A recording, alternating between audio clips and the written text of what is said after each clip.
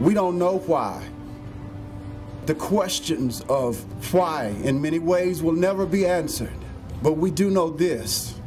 This is Midland, Texas. This is the kind of response that we give to heroes, to those who matter to us.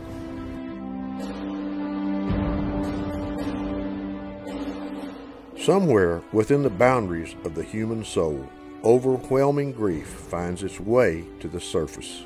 An entire city is forever scarred by a tragedy that stole 4 American heroes, 4 fathers, husbands, and sons, leaving 4 families to somehow find the strength to carry on. We know that Midland Memorial Hospital has been put on Code 1. That means they want everybody there, all hands on deck. We don't know all the details on it right now. We know that there's a bad accident, and on the way up here. As people in Midland struggle with the burden of the most tragic event in the history of this West Texas city, every American needs to know the story of these 4 heroes who met the enemy abroad and forever raised the stars and stripes a little higher.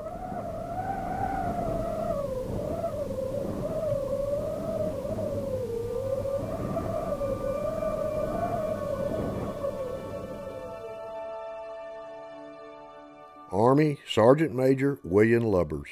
Of the quarter century he spent in the Army, 21 years was in the elite fighting unit, Special Forces. This quiet family man was in his 2nd deployment to Afghanistan when the team was caught in an overwhelming enemy fire. Lubbers was leading a team through the dust, smoke, and confusion of close combat when a bullet shattered his arm. The only thing is, that injury fueled his passion to inflict further damage to the extremist idiots and cowards fighting for a twisted sense of religion. William Lubbers recovered and returned to the conflict, and while conducting patrols in southern Afghanistan, he was struck and injured, then evacuated, spending months recovering at Walter Reed Army Hospital. The military awarded Lubbers 3 Bronze Stars and a Purple Heart, among other commendations. William J. Lubbers leaves behind his wife Tiffany and their 2 children. Chief Warrant Officer Stouffer, did I get it right? All right.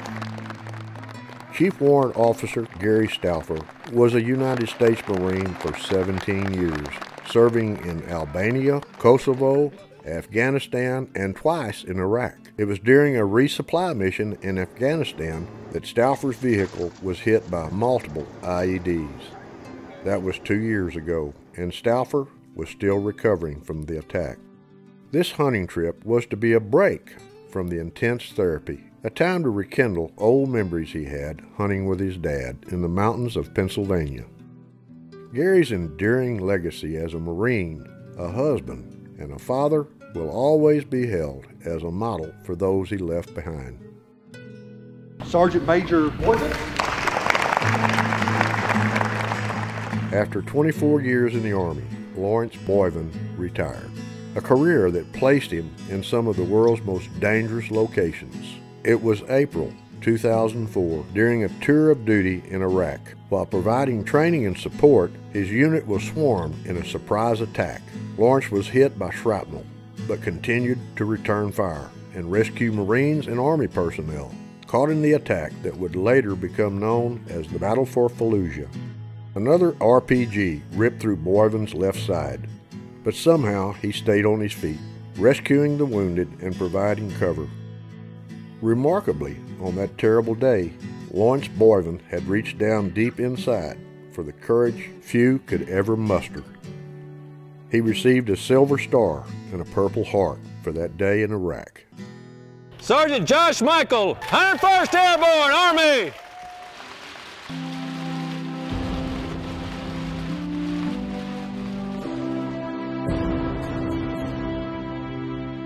Even before he ever joined the military, Joshua Michael worked as a paramedic in Amarillo, Texas. He had just finished a long shift overnight in the Texas Panhandle when Joshua saw his life change before his eyes. The cowardly attacks of that morning in September ignited a heroic passion that would lead Joshua to Iraq.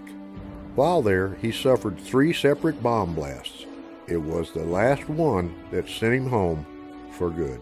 Medically retired, Joshua Michael received 2 Purple Hearts and 3 Armor Combat Support Medals.